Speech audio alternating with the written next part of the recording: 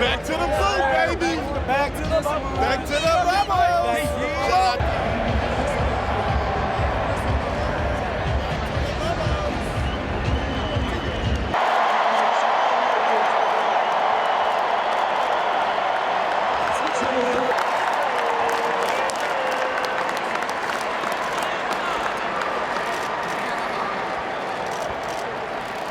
Now Gary Stogan, President and CEO of Chick-fil-A. Well, they wouldn't want to make it easy for us. We are the coach, Ed Orgeron, and the LSU Tigers.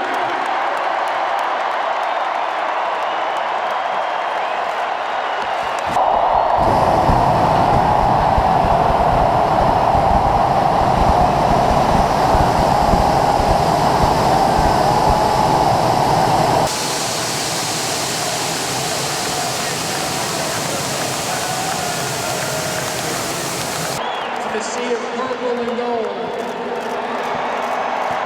And you're heading to New Orleans to play for the national championship.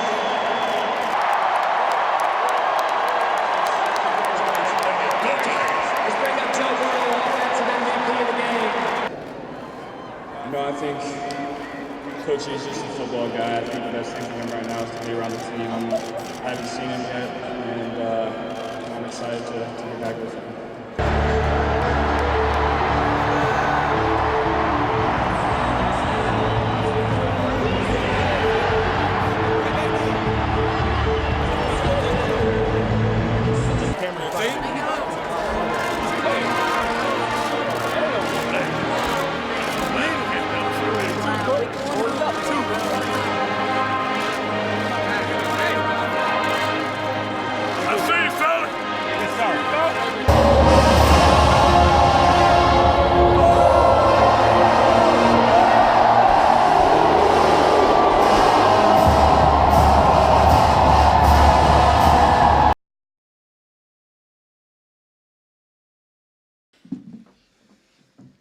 All right, offer first, congratulations to LSU, Coach Orgeron, tremendous football team. Played very well, very deserving. They're impressive. It's a disappointing locker room right now. I mean, what can you say? I thought the game, we traded blows early. They went on the run there at the end of the first half. We got a little frantic and just didn't play our best, and give them credit. They certainly made plays, but we gave them a lot of plays with our mistakes. That's probably the most disappointing there at the end of the half. And obviously they made the big run and got some separation. It's been a great year. This team, I told them in there, it's been an absolute joy to coach. A lot of adversity this team's had to deal with. Some on the outside, some that the outside doesn't know about, that they've been a joy. They really have, and had to fight through a lot just to get here. And it's kind of the disappointment. You balance right now the disappointment of not winning and accomplishing your ultimate goal here, and on top of that, just not playing our best. And it's hard to describe that disappointment, but you balance that with a sense of pride of what this group's been able to accomplish, in an era of, the championships, all that stuff are great, but shoot, in an era when a lot of guys don't even want to play in their own bowl game.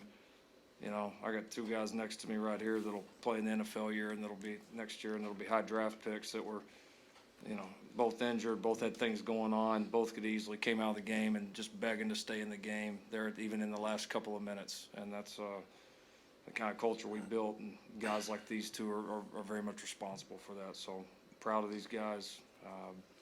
It hurts right now, but won't diminish all they've been able to accomplish. And I love this team. That's it. All right, thanks, Coach. We'll go ahead and open it up to questions. We'll go right here in the front row. Barry?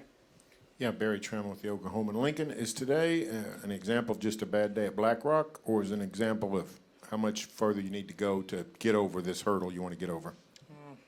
LSU's a good team. Like I said, they're a good enough team that, you know, you were going to trade blows with them no matter what. And, you know, we just made some uncharacteristic mistakes in you know, there in kind of the second quarter, into the first quarter, the second quarter that we haven't made some all year.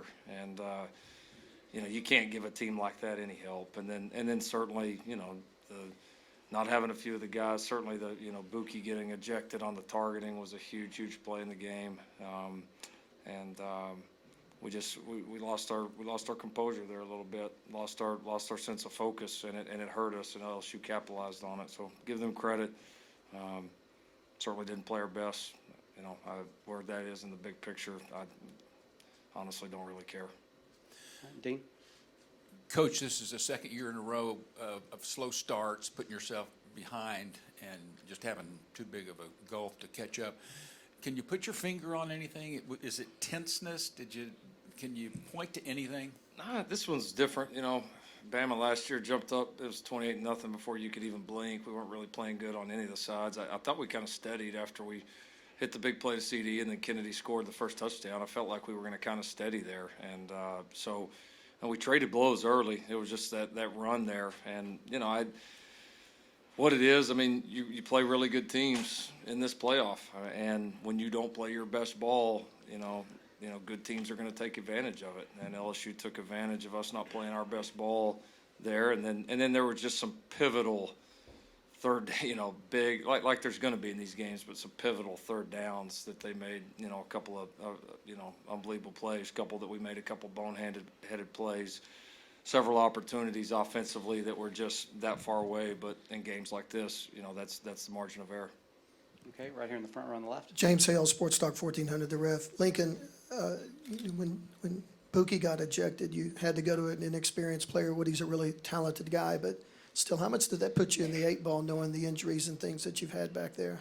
Yeah, it was challenging.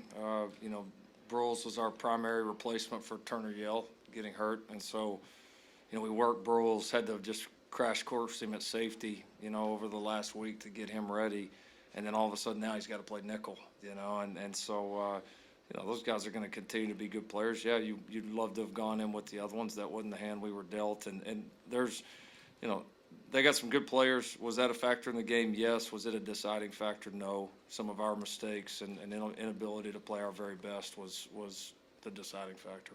Okay, right here in the front row on the right. Yeah, John Hoover, the Franchise and Sporting News. Bob used to say when these things got sideways sometimes, and even when they didn't, that the other team that you're playing against, a championship team in these big game settings, they're awful good, and that makes the difference. Did that happen tonight, where this thing got going sideways, partially because they were awful good, and then they kept it going that way because they were so good? Yeah, in other words, the other team's talent. No, they're a good team. There's no question about it. I mean, you look at their quality wins this year. You know, they're a good football team. Give them credit, and I thought they played well, and I thought again, the disappointing thing is we helped them play well way too much, and you know, I felt like if we played well, we were going to be able to stand in there and trade blows with them, or it really did, and we did early. But you know, when you start making mistakes, a combination of that and a talented team playing well, you know, they go on a run like they do. Okay, right here. Garen Hemig of the Tulsa World. I was going to ask Neville and Jalen for your perspective on what LSU did that was so effective. On Neville, if you could speak to what they did offensively that was effective, especially maybe even surprisingly so. And Jalen, if you could say the same about LSU's defense. I mean, again, they're a solid ball club, you know, and they're able to make plays. You know, they took advantage of opportunities that they had, and just like as a good football, you know, team should. And, you know, there's opportunities for us to, you know, kind of make plays, and, you know, it didn't happen, but, you know, that's a credit to them, and, you know, the work they put in, and, you know, again, you know, they got a solid group of guys up front, a guy in the, you know, QB that can make plays, and, you know, is effective, so that was a credit to them. Jalen? Yeah, just talk about the missed opportunities we had, leaving money on the table, just going out there and taking advantage of every opportunity we have against teams like this. In games like this, you got to maximize it. We failed to do that.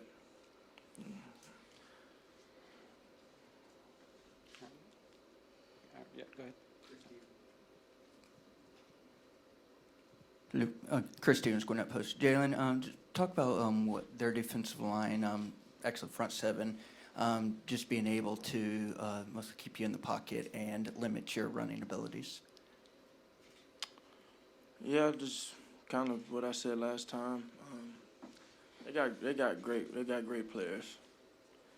Really athletic players, fast. They play strong and they rally to the ball. But when you play this game, you talk about the controllables. What you get control. And we didn't take advantage of our opportunities, and that's something that we can't control. They play really good defense. But we were too inconsistent to come out on top of this game, and I think that's the blunt reality of it. Right here, second row in the aisle. George Stoya, OU Daily. Jalen, you talked a lot about your college football career being unprecedented. Take me through, how do you hope OU fans in this program just remember your time here at Oklahoma, being here only 12 months?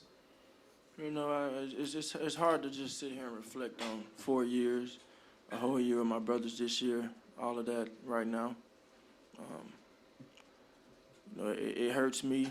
You talk about how much it means to you and the team. It's supposed to hurt. And this is not a good feeling. This is a feeling I've never felt before. It hurts me in my heart. When I decided to come to this school, I told Coach Riley, I'm going to go win you a national championship. And I failed to do that. And moving forward, I definitely hope, I've already told them, I hope that you guys learn from this. I hope everybody learns from this. And it hurts me the most, because usually when you come up short in something, you can come back and you can fix it. I can't come back and fix it. I'll never play college football again. Right here. Larry Holder with The Athletic. Lincoln, what were some of the things maybe you saw as the game was going on that allowed Joe Burrow to be so successful throwing against you guys?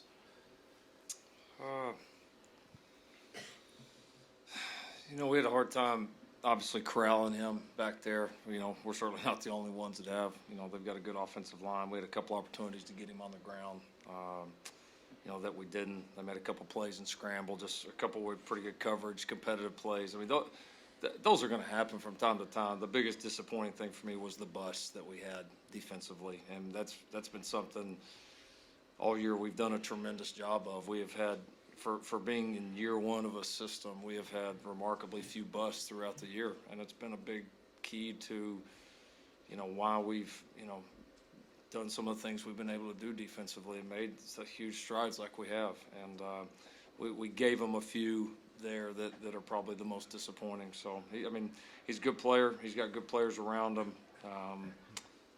They made some tremendous plays. The ones I'll be most disappointed about were the ones that like I said, that we busted and just kind of gift wrap for them. Time for a couple more. We'll go right here again in the front.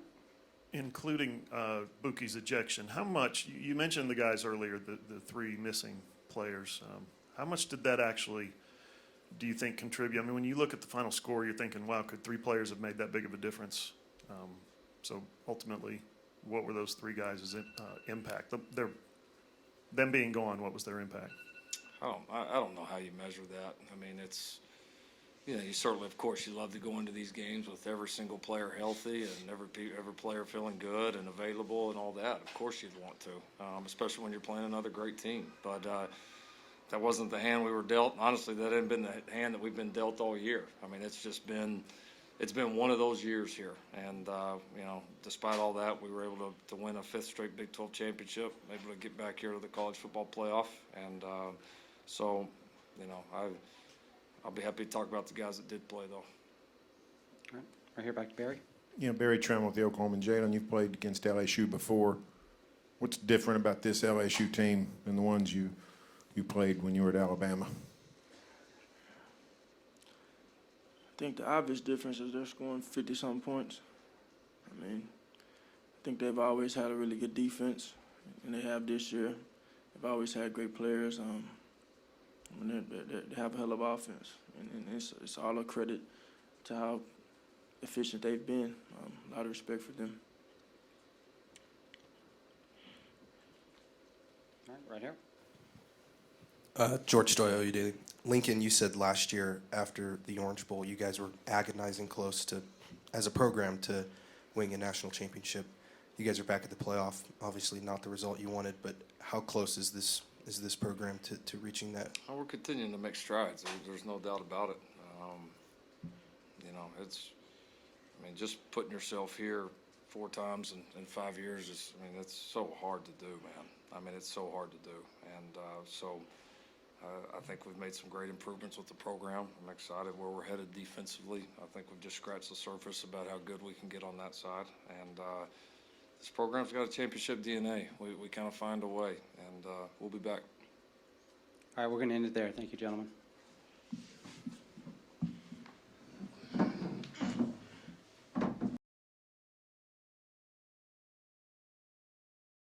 All right, Coach, we'll feel free to give us an opening comment, and then we'll go into Q&A. I'd like to thank the Chick-fil-A Peach Bowl for giving us an outstanding week, giving us our time to prepare, giving us great facilities, great food, made us feel at home, great hospitality, but they also understood this is a playoff game, and they gave us all the time that we needed to prepare. I'd like to thank our football team for working so hard. Also, Coach Ensminger. There was a tragedy that happened in Coach Ensminger's family today. I was the one that had to tell Coach, and here's what I told him. I told him what happened, and here's what he said. Coach, we're going to get through this. And obviously he was distraught, but he called a great game today, so just goes to show you the integrity and the grit and character of the men on our football team. Really proud of these 2 young men on the side of me. They're great players, they're great teammates. What a tremendous job. I thought we played, for about 3 quarters, we played a complete game, and give Oklahoma credit. They have some great athletes. Coach Riley's a great coach, and they've had a lot of success. All right, thank you, Coach. All right, we'll open up questions. Raise your hand. We'll get you a microphone, please. All right, we'll start right here, second row. Larry Holder with The Athletic. Joe, describe kind of what you were thinking on when you did the scramble and you kind of made the heave to Terrace Marshall, and it was seemingly really similar to what you did here three weeks ago. I trust my guys. I trust them enough to throw 50-50 balls up to them, and they're going to go make a play for me. So I got great people around me, and that's why we've been so successful. We have trust in each other. Okay, right here. You told me, Michael Cobble, WBRZ TV in Baton Rouge, earlier in the week you said that you're able to identify the defenses very quick. How quickly did you realize that what you guys had prepped for this game was going to be successful? First series when we scored a touchdown. No, we go into every game thinking nobody can stop us, and that's the way we think. We think we need to score every time we touch the ball, and if we don't, then we're still kind of chasing that perfect game. It's always something to get better at, and today was a lot of fun, but still room to improve. Okay, right over here. Matt Moscona, ESPN Baton Rouge. Joe, you and Justin, you guys both set a lot of records today. Are you aware of them? Do any of them mean any more than others? They handed us a whole sheet of all the records y'all set today. January 13th is the record we're worried about.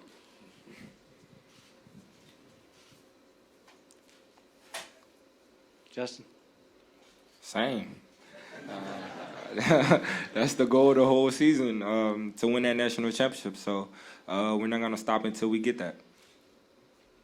All right, right here, middle of the second row. Yeah, hey, Doug Mouton, WWL-TV in New Orleans. Look, Ed, I know it was obviously a rough day for Steve. For you personally, dealing with this, how difficult would you describe it for you? Who knows how to handle something like that? Being a head coach, stuff's going to happen. You don't know when it's going to happen. You got to be prepared. But when you have great people around you, it makes it a lot better. It was tough. It was tough. I didn't want the team to know. I didn't want it to affect the team, the mindset of the football team, the energy of the football team. Neither did Steve. We did not try to keep it to them. I think they found out before the game. And, there was a little concern. There might be a little low, but It sure wasn't the way we started. And you got to give the credit to our football player. All right, here on the left side, 3/4 of the way back. Tony Marks, Vilbert Gazette. Full disclosure, earlier on the radio today, I said you would win 28-16, so me a couple for that. But this is for all three of you. Put this game and the season in perspective for you. Go ahead, Joe. I think, that'll be a question after January 13th. I'm not reflecting on anything right now. We're full steam ahead, getting back to work. I mean, we're not done. We still have we have one more game left. I mean, we're going to go in these next 2 weeks focused, ready to go, and, dominate the next matchup that we face. I'll give them some credit, but I'm going to enjoy the win tonight. Semi-final playoff game against a darn good football team. I don't know how many top 10 wins these guys have had this year. I think it's more than anybody in a long time. So I'm going to enjoy this victory. Oklahoma's a good football team, and then we're going to go through the process. We'll get a couple of days off, and we'll watch the game tonight and see who we're playing, and we'll start preparing. All right, Steve. Now, behind him. Kind of a two-part question, Coach. First of all, was it a difficult decision at all for Coach Ensminger to decide to work tonight? It was no question. He didn't hesitate. And as far as the players, when did you guys find out about this, and how did it affect you? I found out about it in the post-game interview. Nobody said anything to me about it till then. It was same. I found out in the interview, and just the fact that he still stuck with the game and still called a great game. So that just means a lot for the players, and I feel bad for him. I'm sorry for him for his loss, but we're all with him. All right, right here in the front row, right side. Hey, Joe. Jamar has had a lot of the headlines this year, and deservedly so. He's had a fantastic season, but Justin has been your guy now for 2 years. Can you just talk about this performance for him and what you think it means for this team? I think he'll be the first to tell you that he could have had 2 more touchdowns, but I missed him on down the sideline and on the right one. He made sure to let me know that one on the sideline.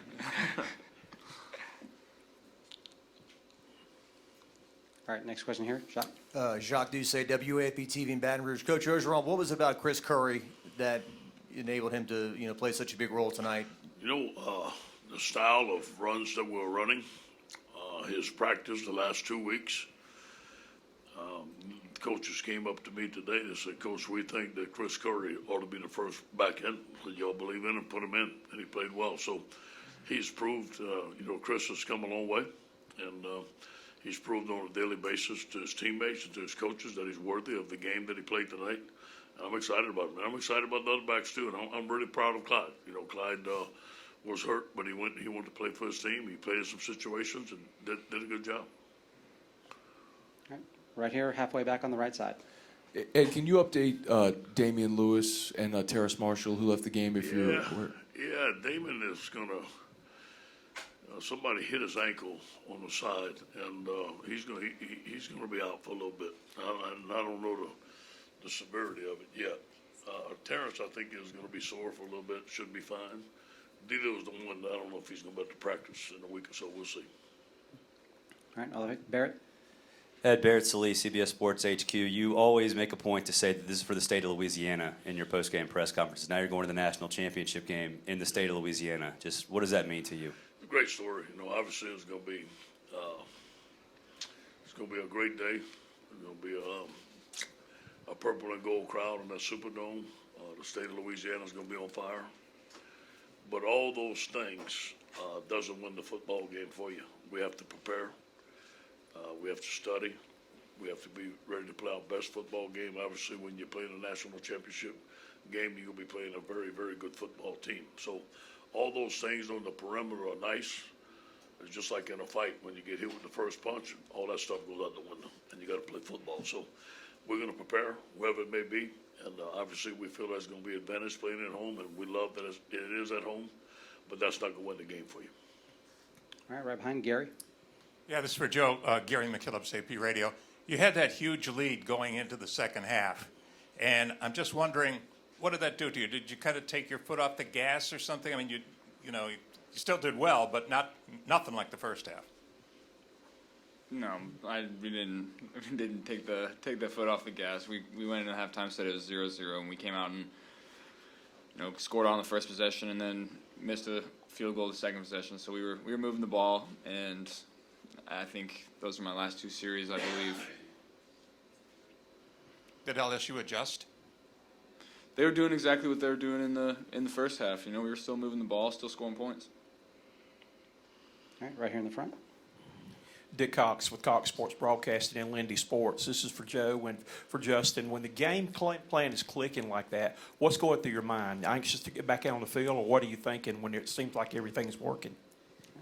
Yeah, let's get back out there on the field and keep executing. I'm just thinking about my read keys and what I have to do each individual play. So I'm hoping that obviously I'm hoping the defense gets stops every time, but every game I'm just going through read keys, going through what my coaches want on each particular play call, and try to execute the best of my ability. Marty Smith, ESPN. Congratulations, gentlemen. Coach, when and how did you learn about the plane accident, and how do you process that information to be able to disseminate that to Coach Ensminger? It's funny, Derek Bonamsky and I was writing. We have a coaches meeting at 12:30, and we had finished walkthrough at 11:30. So I was kind of writing down the things and the game plan stuff that we're going to discuss. And I looked at Derek, and I said, Derek, you know what? Thank God we've gone through the whole week without any incidents. Usually you go to a bowl, something happens. None of our guys were tested or suspended for anything. Nobody missed curfew. It was almost a perfect week. Then he got the text, and I had to go find Steve, and then I told him. About 12:30.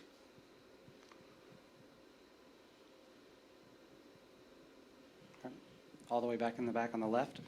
Ed Daniels, WGNO New Orleans. Coach, that's now 55 touchdown passes for Joe for the season. You're a student of the game. Do you think that anybody in college football has ever had a better year than Joe is having right now? No. Not I can remember. No, they had some guys running the football and stuff like that. But to see what those guys are doing out on the field, and me being a football fan, I'm kind of a fan. I'm like, hey, go ahead, guys. Way to go, man. It's incredible what this coaching staff has done, what these players have done, the connection that they have with the receivers, the protection on the offensive line. I've been a part of some good football teams, but I've never been a part of an offense like this. Right here, Steve.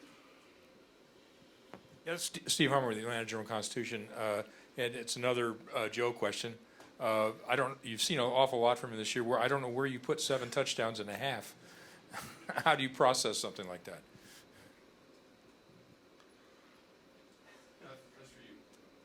Me? I felt that we were going to do very, very well. And I felt against Oklahoma, in order for us to get ahead, we had to score every possession. I had the utmost respect for Jalen Hurts and CD Lamb. Not to think that we wasn't going to stop them, but I felt that we had to put the pedal to the metal and get a big lead, in which we did. So it doesn't surprise me that they did the things that they did, but it does surprise me they did it with the ease that they did. All right here on the aisle on the right side. It's for Justin and Joe. Justin, what is it like to be a part of this receiving corps and have the success and have a guy that can get you the ball the way Joe does? And then Joe, we've talked about it a lot. You have options. You're able to go to plans, down the line. But to get everyone involved, to keep them and have the level of success that you guys have executing, do you ever think it's unusual? All right, Justin, start with you.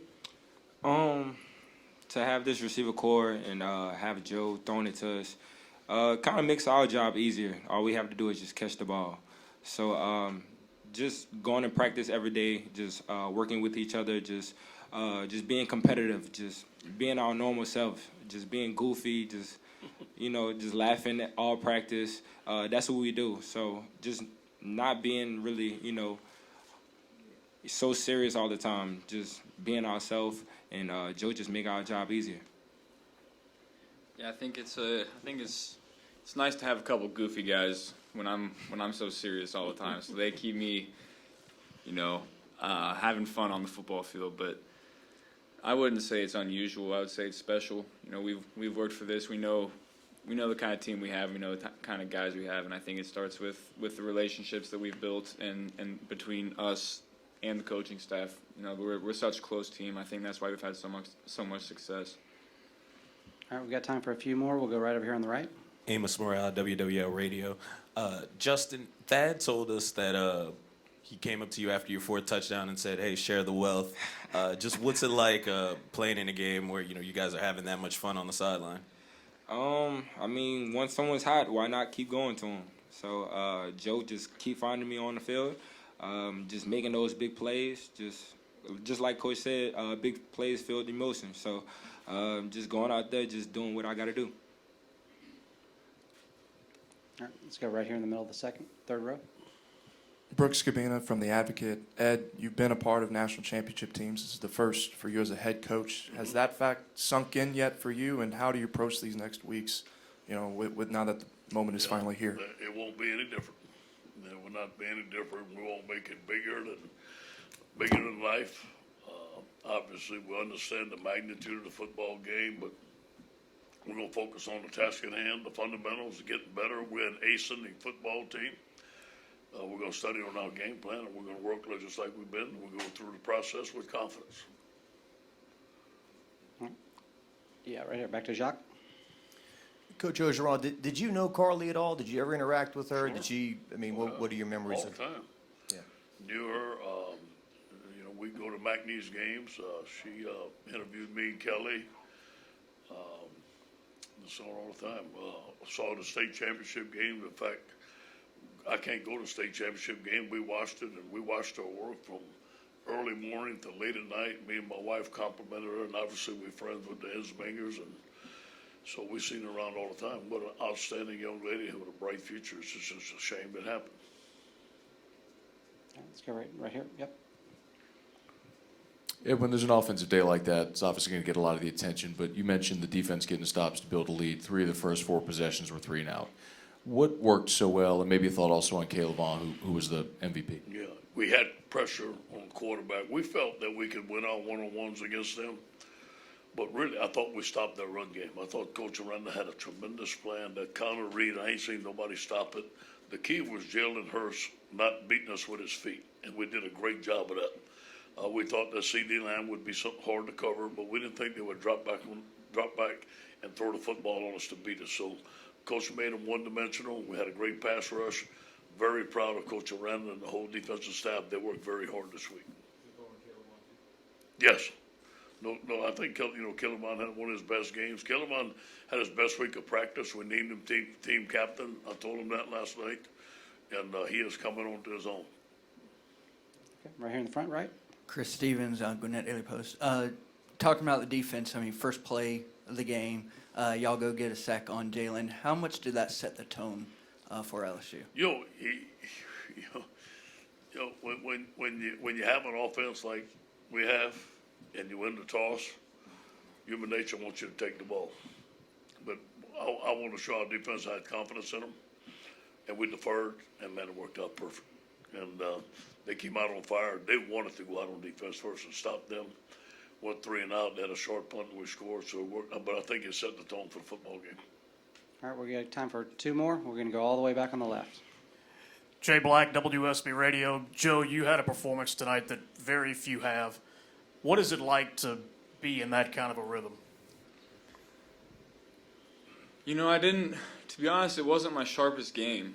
And this guy was bailing me out on a couple of throws that I had missed. And guys like Terrace and Jamar were bailing me out on some misreads and being late with the football. So, I think I'm excited to get back to practice and kind of tune those things up. But that's kind of team we have. If someone doesn't have their best game, the other guys step up. All right, over here, far right side, halfway. Jim Trusby, Wall Street Journal. Joe, you were saying that you were still in search of the perfect game. in the late game right now, Ohio State has an early lead. Are you looking, would that be a perfect ending for your college career? I'm excited to play in the national title game. All right, I think that's a good spot to end it. Gentlemen, thank you very much. Coach O, we've got a special presentation for you real quick. Oh, yeah. Our theme this year was making memories. You guys made a lot of memories this year in our game and with your season. Sir. So we want you to take this back home. All right. Hang it up there in the LSU. It's got the Yes, sir. playoff, the logo on it. And, Wow. our artist is here. Big time. Thank you, man. Congratulations. Appreciate it.